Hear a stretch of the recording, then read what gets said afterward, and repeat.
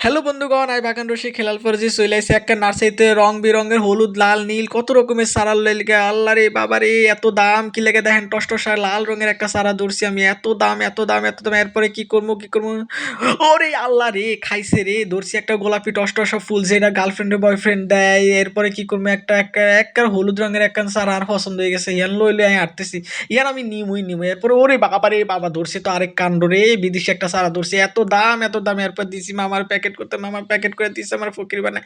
গেলাম আরেকটা নার্সারিতে, যাওয়ার পর বন্ধুগণ সেখানে ঘটলো আরেক কাণ্ড। সেখানে 3 খান ফুল আর পছন্দ হয়ে গেছে।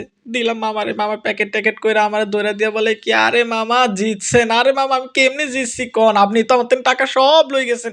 এরপরে হাতে ধরাই দিল আর কইলো যান যান। এরপরে বাড়ির ছাদে আইলাম, আয়া সুন্দর করে বন্ধুগণ চারাগুন একটা লাগাইলাম।